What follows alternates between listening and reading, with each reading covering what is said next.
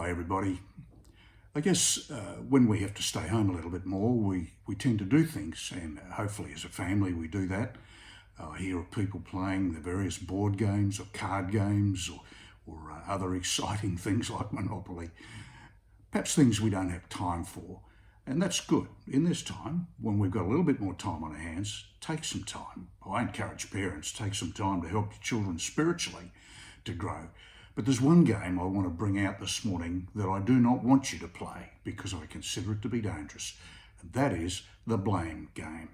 See, we tend to want to blame other people when things go wrong in our lives, and we get upset, and I'm as guilty as that of anybody else. In fact, I've got to watch myself because I can get quite upset about those things. I am upset that COVID-19 originated in China. I believe the Chinese Communist Party has a lot to answer for.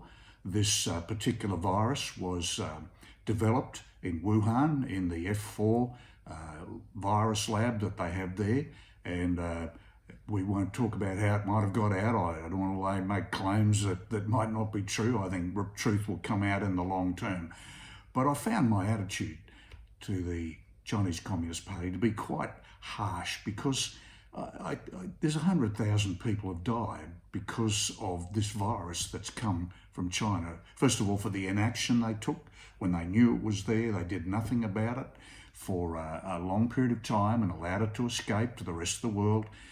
And then for the fact that they've tried to downplay it and say, no, we're not at fault, this is not our problem, this is caused by something else.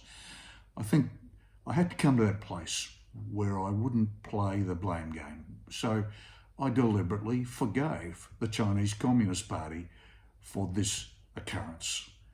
And that's where we've got to be. You know, if you play the blame game, you become literally a prisoner. You become a victim. And you should never live as a victim. I know things can happen to us and we can be seen as a victim, but you don't choose to be a victim. And when you choose not to be a victim, you're no longer bound by having to blame somebody else for the circumstance you find yourself in. You forgive them, you get freedom. Is it easy? No, it's not. I think there's justification in saying that person did wrong by me, I blame them, and I've got this attitude. But if you live there, what happens if you become a victim and you allow your heart to say, I'm blaming this other person for causing this? Bitterness is actually able to get into your soul. And I want to tell you, don't let bitterness in, because that's like a cancer that will eat you out from the inside. So determine, I'm not going to be a victim. And when something arises and you think that person's to blame, I mean, poor Scott Morrison went on a well-deserved holiday to Hawaii, and what happens? They blamed him for the bushfires that erupted in the southern part of Australia during that time. How crazy. And then we had floods, and they probably blamed him because he didn't go on holiday. If he'd gone on holiday, there wouldn't have been floods. So, I mean, he can't win, can he? And therefore, don't play a blame game.